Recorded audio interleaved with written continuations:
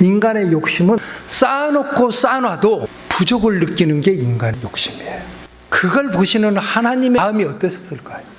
하나님과 함께 사는 그리스도인은 그저 커피 한 잔, 빵 한 조각에 담겨있는 행복을 느낄 수 있어야 돼요. 이 두 다리로 걸을 수 있는 것만으로도 이게 기적이다, 이렇게 생각할 수 있어요. 분명히 부족하면 하나님께서 더 주실 거예요.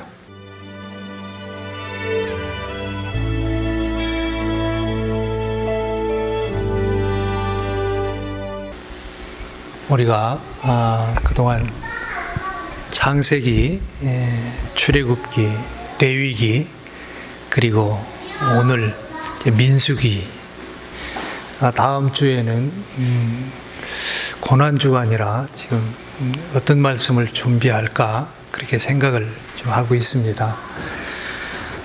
제가 이렇게 성경을 어찌 한 권을 한 주간의 설교로 마칠 수 있겠습니까?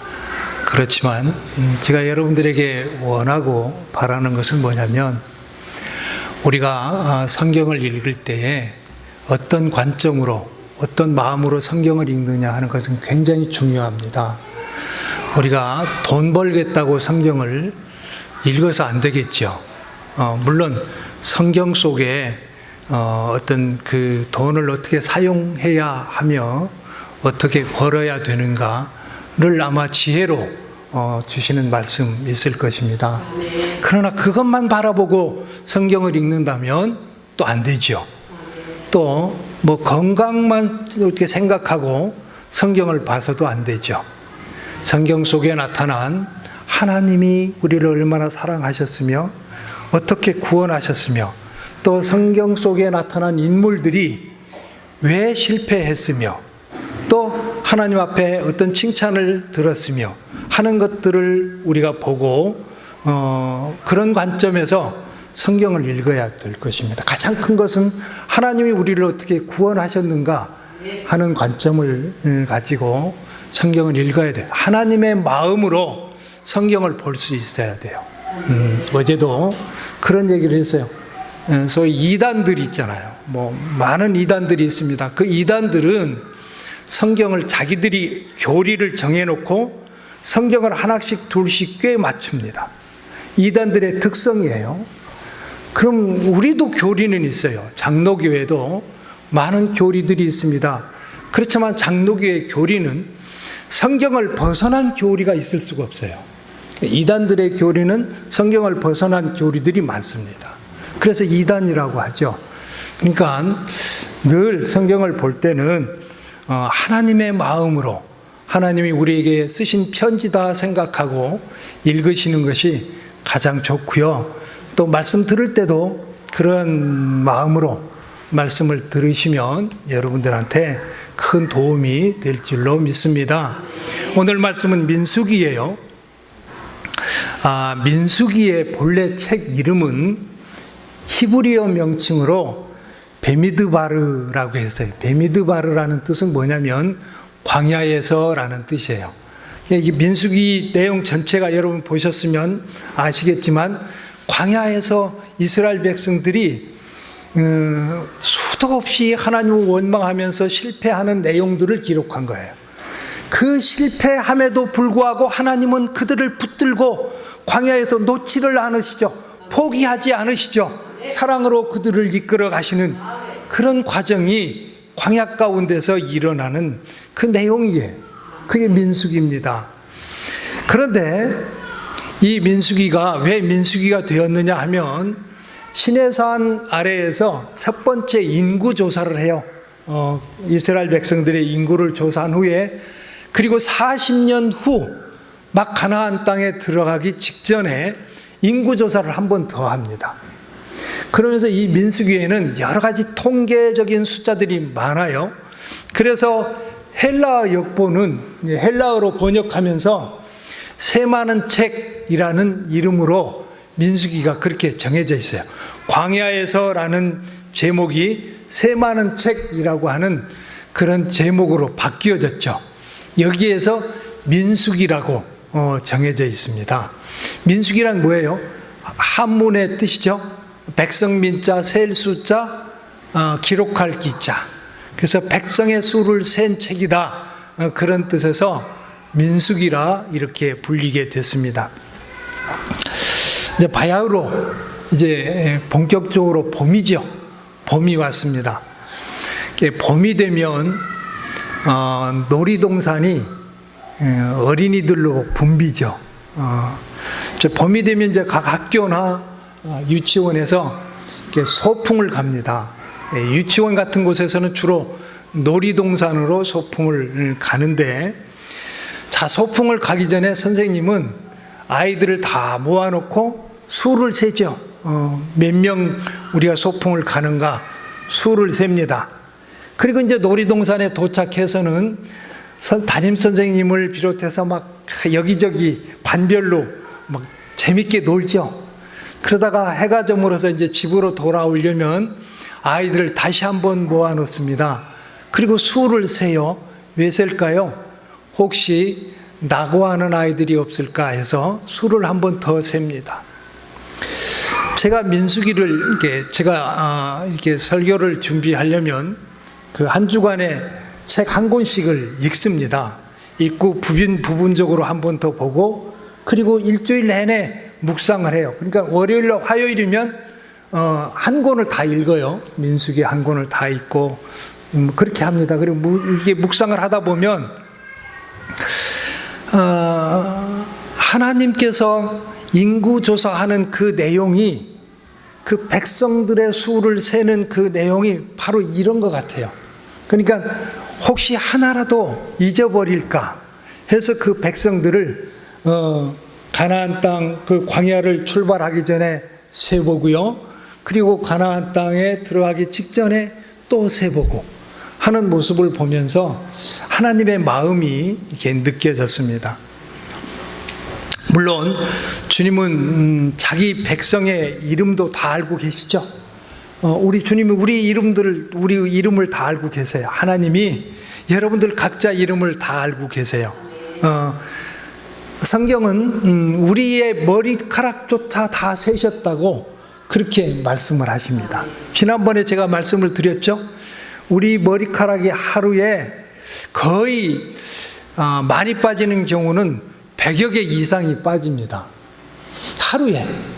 그게 뭐 각자 사람마다 다르겠죠. 어떤 사람은 한 40개 정도 빠지고, 어떤 사람은 한 100여 개 빠지는 사람도 있고요.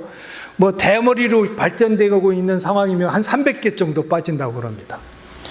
근데 그 머리가 빠질 때마다 하나님은 그 사람의 머리 숫자를 다 아신단 말이죠. 그게 무슨 뜻이에요? 그만큼 하나님은 우리 각자에게 깊은 관심을 가지고 계시다 이 말이죠. 누가복음 12장 6절에서 7절에 이런 말씀이 기록되어 있어요.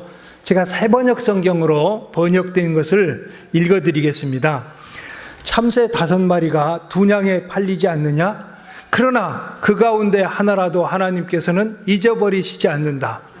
하나님께서는 너희의 머리카락까지도 다 세고 계시다.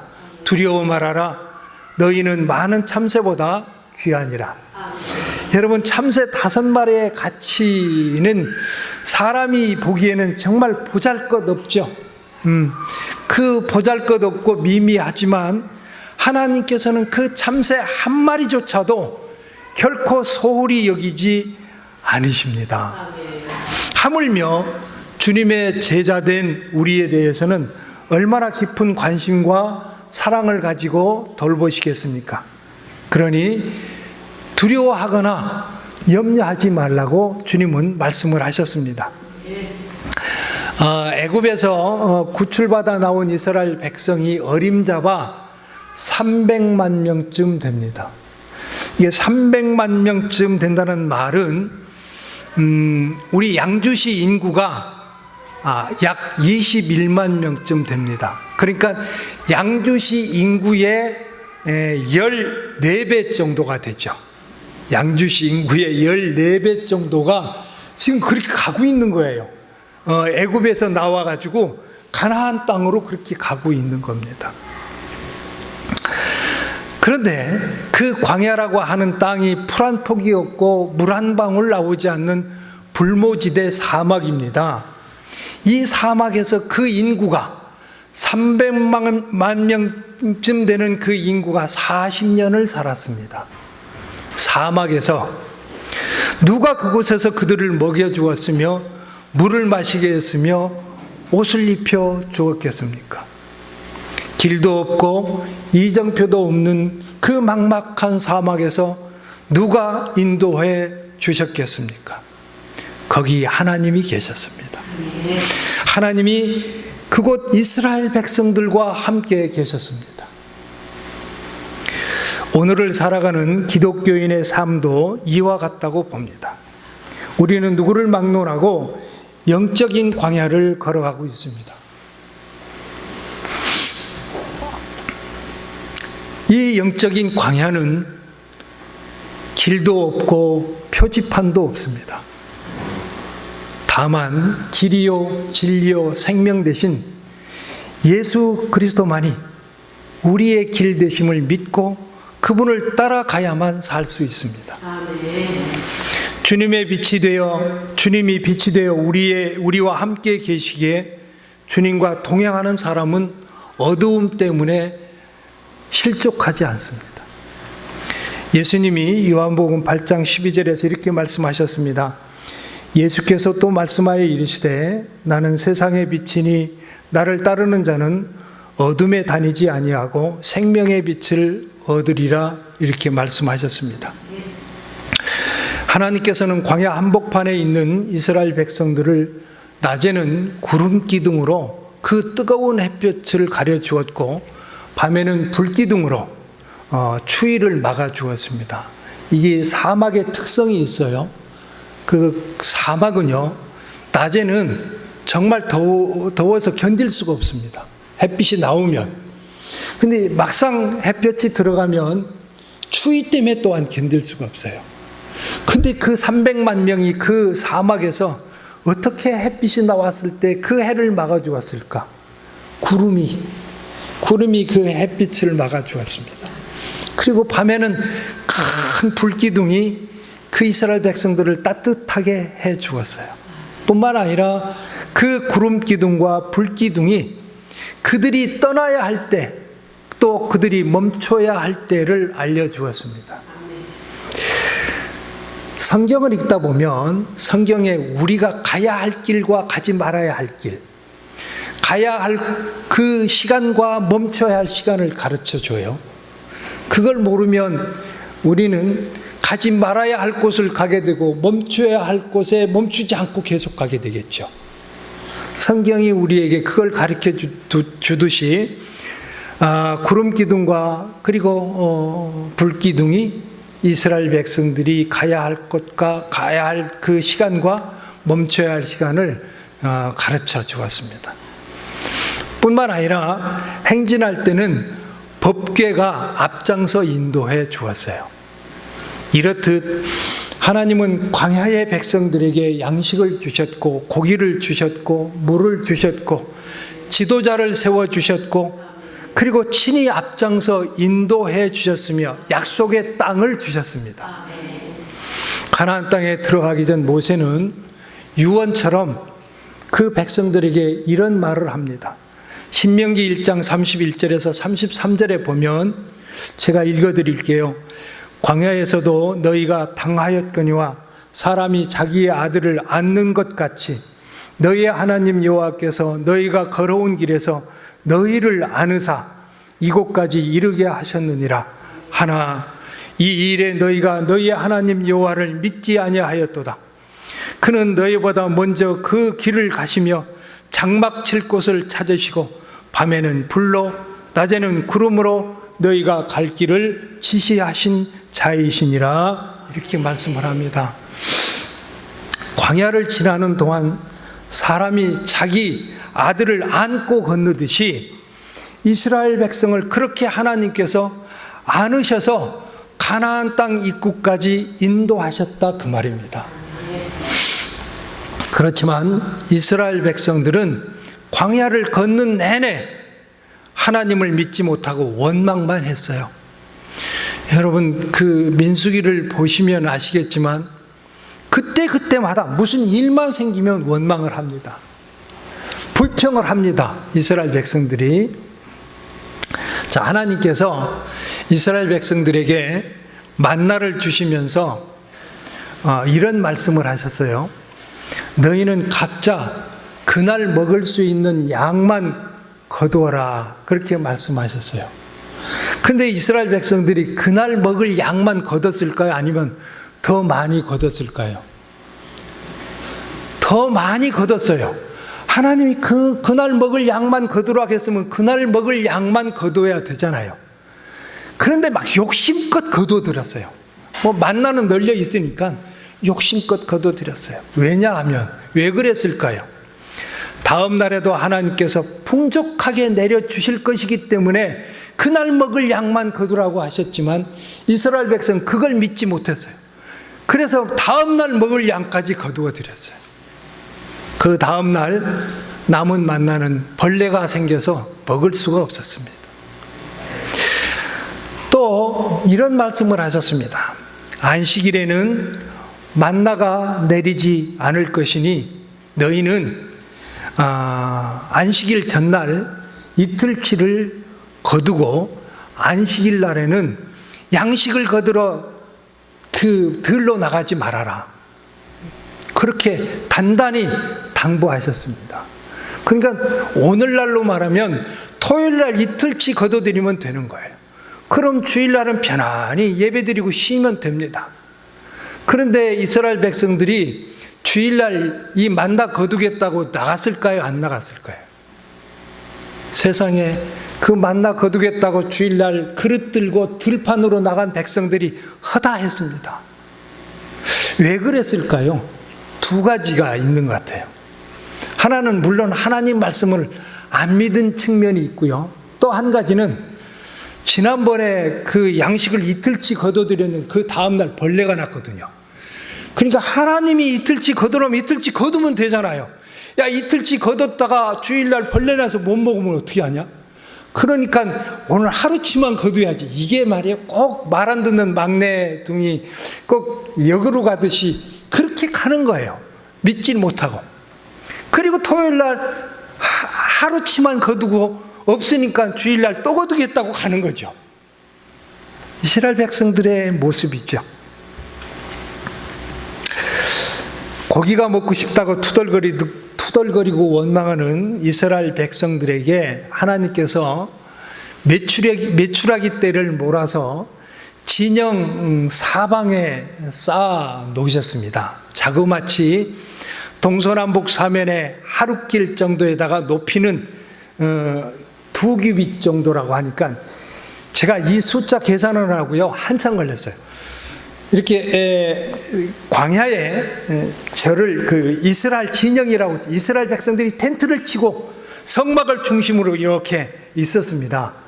그런데 이쪽으로 하루길, 이쪽으로 하루길, 이쪽으로 하루길, 이쪽으로 하루길, 동서남북 하루길씩이에요. 그럼 그때 장정이 하루를 걸어가면 몇 킬로를 걸어가냐면 32km를 걸어갔습니다. 그러면 이쪽으로 32km, 이쪽으로 32km, 이쪽으로 32km, 이쪽으로 32km. 그러니까 총 64km. 그러니까 가로 64km, 가로 64km, 세로 64km. 그걸 평방미터로 내면 굉장합니다. 근데 숫자를 계산을 못하는데 아무튼 양주시 전체 면적이 310km 평방미터예요. 그러면 지금 메추라기를 쌓아놓은 전체 넓이가 양주시 13배 정도 됩니다. 그 생각이나 상상이나 됩니까? 양주시 13배 정도에다가 2규빗이니까 이게 한 규빗이 여기서 여기까지 한 규빗이에요. 그러니까 이게 약 49cm, 거의 1m 정도로 그 메추라기를 양주시 전체 넓이의 13배에다가 높이는 약 1m 정도로 메추라기를 싸다 부어 주었습니다. 고기 없다고 투덜거리고 원망하는 백성들에게 니들 시칼 먹어라, 코에서 냄새가 나도록 고기를 먹어라. 그리고 그렇게 메추라기를 쌓아 주셨습니다. 그런데 그 메추라기를 보면서, 그렇게 많은 메추라기를 보면서 이스라엘 백성들이 탐욕스럽게 욕심껏 거둬들이기 시작했습니다. 그래서 적게 거둔 사람이 자그마치 10호멜이라고 하니까 그걸 우리나라 단위로, 여러분들이 쉽게 계산할 단위로 보면 120말 정도. 그러니까 쌀 한 가마니가 10마리 쌀 한 가마니죠. 그러니까 120말 정도니까 12가마 정도. 그러니까 아주 못 거둬들인 사람이 그 메추라기를 12가마 정도를 걷어가지고 자기 텐트 주변에 다 쌓아놓은 거예요. 여러분, 인간의 탐욕은 이렇듯 한이 없습니다.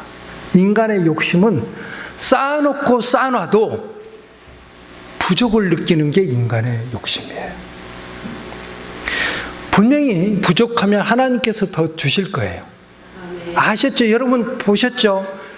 한 번 고기 먹고 싶다고, 우리가 애굽에서는 막 고깃가마 곁에 있을 때가 얼마나 좋았던가, 그러면서 고기 먹고 싶다고 하는 그 백성들에게 그 많은 메추라기를 단 한 번에 쌓아두시는 하나님을 알았다고 하면 그날 먹을 양만 그저 조금씩 싸다가, 그러니까 주워다 먹으면 되는 거예요.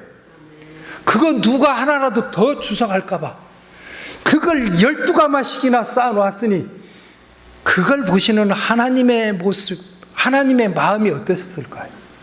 그 눈에 불을 켜고 막 그 주워가는 이스라엘 백성들을 한번 상상을 해보십시오. 그걸 바라보는 하나님의 마음을 한번 상상을 해보십시오.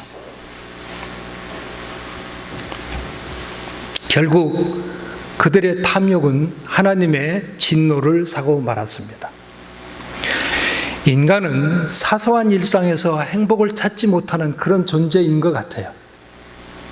그러나 우리 그리스도인은, 하나님과 함께 사는 그리스도인은 그저 커피 한 잔, 빵 한 조각에 담겨있는 행복을 느낄 수 있어야 돼요. 산책을 하다가 이 두 다리로 걸을 수 있는 것만으로도 이게 기적이다, 이렇게 생각할 수 있어요. 저희가 산책을 하다가 이런 말을 나눴어요. 제 아내가 그런 말을 하더라고요. 이렇게 두 다리로 걸을 수 있는 것만으로도 정말 행복이다, 정말 감사한 일이다, 그런 얘기를 해서 여기다 지금 넣습니다. 그렇다는 생각이 들어요. 그런데 그 행복을 못 느껴요. 제 친구가 초등학교 동창인데, 초등학교 제일 친했던 친구가 한참 됐습니다. 아침에 출근을 하겠다고 집을 나서다가, 야, 조금 피곤하다, 조금만 더 쉬었다 나가야 되겠다. 그리고 방에 들어가서 잠을 청했습니다. 그리고 다시 일어나지 못했어요. 왜? 그 뒤로 바로 죽었어요. 방에 들어가서 그냥 좀 쉬고 가야 되겠다. LG 통신에서 일을 했었는데, 이게 사람이 살아있는 게 아니잖아요. 얼마 전에 제가 고읍동에 그 탁구장에 가서 우리가 탁구를 쳤어요. 탁구 경기를 한참 하고 있는데 한 젊은 그 여자분이 막 계단에서 머리를 부여잡고 막 아파하는 거예요. 머리가 아파서 죽을 것 같다는 거예요. 병원 갔는데 뇌출혈이랍니다. 그게 어쩌면 우리가 건강하다고 해도 건강한 몸이 아니고, 살아있다고 해도 살아있는 몸이 아니더란 말이죠. 인생의 앞날은 아무도 장담할 수 없어요. 그러기에 우리는 지금 내게 주어진 이 하루하루가 하나님이 내게 주신 선물임을 알고 정말 감사하며 살아내야 합니다. 감사하며 살아내야 돼요. 여러분, 살다 보면 상당히 어려운 일들, 고난들, 아픈 일들, 괴로운 일, 슬픈 일들 많이 생기죠. 그러나 그것이 전부는 아니잖아요. 나보다 더 많은 아픔과 고통을 겪는 사람들도 많이 있어요. 그러면 지금 나의 이 모습을 보면서 나는 그래도 감사하다. 또 저 사람들을 도울 수 있으니 얼마나 감사한가. 그렇게 살 수 있어야 합니다. 우리는 얼마든지 주님 안에서 행복을 찾고 누리며 살 수 있어요. 다만 그 행복을 가로막는 것은 하나님에 대한 불신과 원망과 그리고 욕심뿐이라는 사실을 아시면 돼요. 상대적 박탈감이라는 얘기가 있었습니다. 전에. 우리는 늘 부족하대요. 늘 나는 가난하대요. 가난하다고 느끼는 거예요. 왜냐하면 내 눈은 누구를 보냐면 나보다 나은 사람을 날마다 보기 때문에 그래요. 나보다 돈 많은 사람을 보면서 나는 늘 가난해. 그걸 상대적 박탈감이라고 그래요. 그러니까 지금 하나님이 내게 주신 거 가지고 그것으로 감사하며 살면 우리는 참 나는 복받은 사람이야 그러면서 찬송하며 갈 수 있다고요. 그런데 그러질 못하는 거죠. 이스라엘 백성들이 가데스 바네아에 도착했을 때 그들은 하나님께서 주시겠다고 한 가나안 땅을 직접 자기 눈으로 보고 싶어 했습니다. 그래서 지파별로 한 명씩 뽑았어요. 이스라엘 12지파가 있었는데 그 지파별로 한 명씩 뽑아가지고 대표로 뽑아가지고 가나안 땅을 정탐하고 돌아오라고 보냈습니다. 그런데 여러분 한번 여기서 생각해 볼 문제가 있어요. 가나안 땅을 굳이 가볼 필요가 있을까요? 없을까요? 없어요. 왜냐하면 하나님이 분명히 가나안 땅은 젖과 꿀이 흐르는 땅이라고 말씀하셨어요. 그리고 하나님이 주시겠다고 한 땅이니 하나님이 사랑하는 자들에게 주시겠다고 한 땅이니 얼마나 좋은 땅이겠느냐고요. 그걸 믿었으면, 그걸 믿으면 가나안 땅을 굳이 가서 내 눈으로 보겠다고 할 필요가 없다 이 말이에요. 제가 늘 드리는 말씀들이 있는데 뭐냐면 하늘나라는 어떨까? 천국은 어떨까? 그거 해서 생각할 필요 없어요. 하나님의 성품이 어떤가? 하나님이 우리를 어떻게 사랑하시는가? 그거 알면 우리를 위해서 만들어 놓은 그 천국이 어떤 곳인지 대략 짐작할 수 있잖아요. 천국도 막 아웅다웅 싸우는 곳일까요? 아니잖아요. 천국도 부족해서 배고파하고 슬퍼하고 그런 곳일까요? 아니에요. 하나님 우리에게 복 주시고 행복하게 하시는 그런 곳이기 때문에 천국은 좋은 곳이에요. 그렇게 상상하고 살다가 가면 돼요. 갈 때 돼가지고. 그죠? 근데 이스라엘 백성들이 그걸 보겠다고 갔습니다. 그래서 12명이 40일 동안 가나안 땅 이곳저곳을 정탐하고 돌아왔습니다.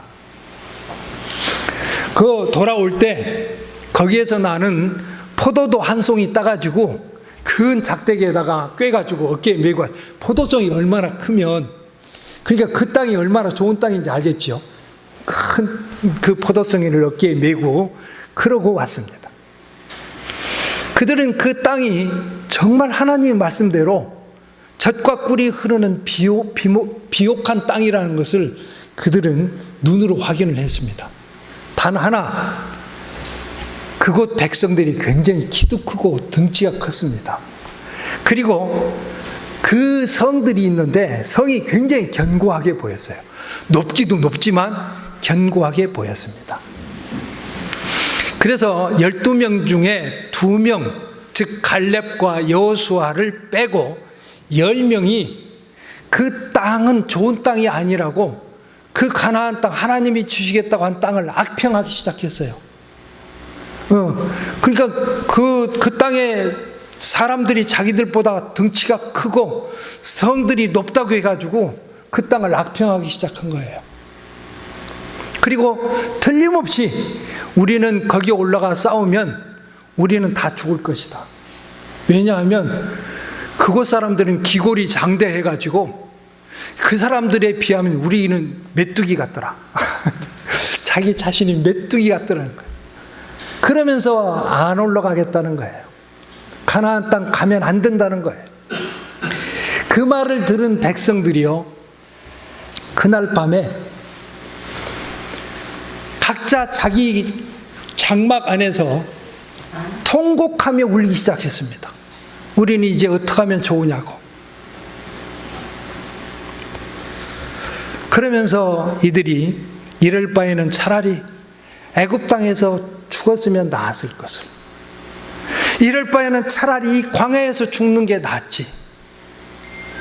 그러니 야, 지금이라도 우리가 지도자를 새로 뽑아가지고 애굽으로 돌아가자. 하나님께서 애굽에서 건져내오셨는데 가나안 땅 두려워서 못 들어가겠다고 애굽으로 돌아가겠다는 겁니다. 여러분, 가나안 땅 누가 인도하실까요?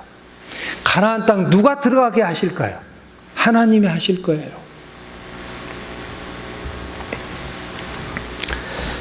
하나님께서는 이스라엘 백성들의 불신과 원망과 불평과 탐욕의 모습을 다 지켜보셨습니다. 불신은 뭡니까? 불신은 하나님을 믿지 못하는 게 불신이에요. 원망과 불평은 왜 나옵니까? 하나님이 주신 그 환경과 처지가 불만족스러운 거예요. 그게 싫어서 원망과 불평이 나오는 거예요. 탐욕은 어느 때 나오는 겁니까? 하나님이 주신 것으로 족하게 여기질 못하고 다른 것을 더 많이 갖고 싶은 마음에서 나오는 게 탐욕이에요. 이스라엘 백성들은 자기 힘으로 애굽을 나온 게 절대 아닙니다. 하나님이 꺼내주셨어요. 우리가 구원받은 것도 마찬가지라고 말씀하셨어요. 내 힘이나 내 능력이나 내가 잘나서 하나님이 구원해 주신 게 아니라고 말씀을 드렸죠. 그러하듯이 이스라엘 백성 역시 애굽에서 나올 때 그들의 힘으로 그들의 능력으로 나온 게 아니에요. 하나님이 그들을 애굽에서 건져 주셨어요. 홍해를 건너는 것도 마치 마른 땅 건너듯 걷는 것도 하나님이 홍해를 가르시고 이스라엘 백성들로 하여금 건너게 하셨어요. 뿐만 아니라 이스라엘 백성들을 죽이겠다고 쫓아오는 애굽의 군대와 병거들을 하나님께서 무찔러 주셨어요. 이 모든 일 하나님이 하셨습니다. 고로 앞으로 가나안 땅에 들어가 싸우는 일도 하나님께서 앞장서 싸워 주실 것입니다. 그런데 이 백성들은 하나님을 믿지 않고 두려워서 애굽으로 돌아가겠다고 고집을 부리는 겁니다. 그 결과는 그들의 불평대로 가나안 땅에 들어가지 못하고 40년을 더 광야에서 방황해야만 됐습니다. 하나님은요, 우리가 하나님의 사람으로, 하나님의 복된 사람으로 살게 하시기 위해서 우리를 훈련시켜 주세요. 여러분들 각자 교회에 나오셨는데 여러분들이 먹고 살기 편하고 건강하고 그러면 교회에 나올 사람이 한 명이나 있는 줄 알아요? 안 나와요. 아무도 안 나옵니다. 다 교회에 나온 사연들이 있어요. 어떤 분은 아파서 혹시나 병 고침을 받을까 해서 교회에 나오셨고, 어떤 분은 살다 보니까 너무 힘겨워서 나왔고, 어떤 사람은 우울증으로 앓다가 또 교회에 나오신 분도 있고, 그렇게 각자 어떤 사연들이 있어서 교회에 나왔어요. 그 사연들이 왜 생겼을까요? 하나님이 주신 거예요. 교회로 부르시려고. 교회로, 그렇지 않으면 안 나오니까. 그러면서 하나님은 하나님의 말씀으로 양육해 가십니다. 하나님의 사람으로 키워하신단 말이에요. 그런데 정말 말을 안 듣는 사람들이 많이 있어요. 교회에 나왔음에도 불구하고 하나님 말씀 들으면서도 뺀돌뺀돌 엉뚱한 짓 하고 말을 안 듣는 분들이 많이 있어요. 그러면 이스라엘 백성들처럼 40년 광야 생활할 수밖에 없어요. 애굽에서 가나안 땅까지 거리가 얼마 안 돼요. 금방 10하루길이에요. 10하루길. 10하루길을 40년을 걸려서 들어갔단 말이에요. 물론 하나님께서 이스라엘 백성들을 훈련하시기 위함이에요. 덕분에 훈련은 됐어요. 이렇게 원망불평하던 이스라엘 백성들이 가나안 땅에 들어갈 무렵에서는 하나님이 옳습니다. 하나님을 따르겠습니다. 하나님이 우리를 이끌어 주십시오.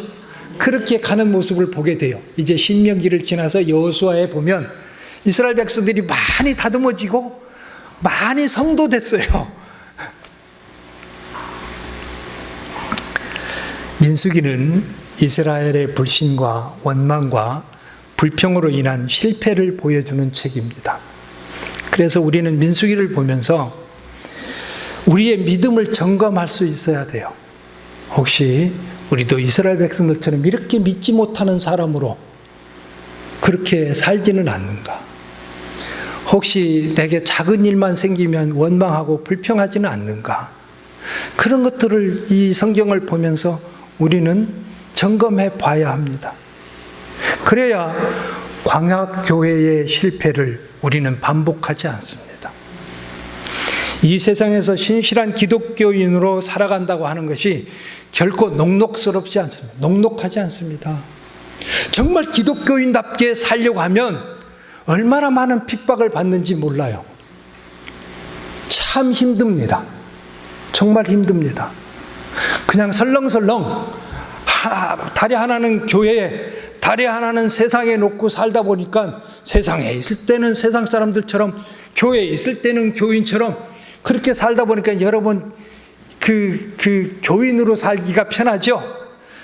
정말 세상에 나가서도 교인답게 살려고 하면 힘듭니다. 힘들어요. 그러나 힘들다고 해서 포기하면 사탄이 기뻐할 것입니다. 그런 모습을 보면서 얼마나 기뻐할까? 박수치면서 좋아할 겁니다. 그러니 이제부터 여러분 도우시는 하나님을 믿으시기를 바랍니다. 여러분은 돕기를 원하세요. 여러분들이 요청하시면 하나님 여러분들은 얼마든지 도우실 수 있는 힘과 능력과 지혜가 있으신 분이란 말이에요. 믿고 의지하여 나가십시오. 앞으로 전진하십시오. 믿음은 주저앉아 있는 게 믿음이에요. 믿음은 하나님을 믿고 전진할 수 있어야 돼요. 그러면 여러분들 한 사람 한 사람이 하나님의 기쁨이 될 거예요. 마귀 사탄의 기쁨이 아니라 하나님의 기쁨이 될 것입니다.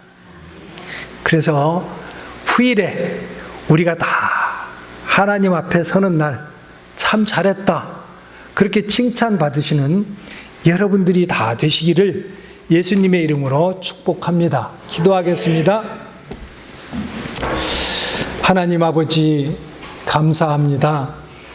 이스라엘 백성을 애굽에서 건져내어 가나안 땅까지 인도하시듯 우리 또한 죄의 종이 되어 살아갈 때 하나님을 모르고 살 때 하나님께서 갖가지 사연들을 우리에게 주시고 그래서 우리가 교회에 나올 수밖에 없도록 만드셔서 우리를 구원해 주신 하나님의 구원을 참으로 감사드립니다. 내 발로 내가 믿고 나왔다고 생각하지만 그러나 하나님께서 우리가 교회에 나오지 않을 수밖에 없도록 만들어 주신 것을 믿습니다. 하나님의 아들과 딸 삼으시려고 하나님의 백성 삼으셔서 하늘나라로 인도해 가시려고 그렇게 우리를 부르신 것을 믿습니다. 하나님 아버지 그리고 지금도 우리와 함께 계신 하나님을 믿습니다. 아버지 하나님 그러므로 우리가 어떤 문제를 당했을 때 우리가 어떤 아픔을 당했을 때 실망하고 좌절하지 않게 하여 주시옵소서. 나와 함께 계시는 나의 하나님께 모든 것을 맡길 수 있는 믿음을 허락하여 주시옵소서. 뿐만 아니라 세상의 유혹에 빠져서 혹시 범죄하는 일을 우리가 그런 자리에 들게 될지라도 하나님의 말씀을 생각해서 우리가 악한 일 범하지 않게 주님께서 인도하여 주시옵소서. 그리하여 늘 하나님의 기쁨이 되는 예관교회 모든 성도들이 되게 하여 주시옵소서. 감사하옵고 우리 구주 예수 그리스도 이름 받들어 간절히 기도하옵나이다. 아멘. 이제는 우리 구주 예수 그리스도의 무한하신 은혜와 우리 아버지 하나님의 그 만극하신 사랑하심과 성령님의 내주, 교통, 위로, 충만하심의 은총이 오늘 이 자리에 참석한 예감교회 모든 성도들의 머리 위에와 그 가정과 삶의 터전 위에, 그리고 우리 주 예수 그리스도의 값진 피로 세우신 모든 교회 위에 이제로부터 영원토록 함께 있을지어다. 아멘.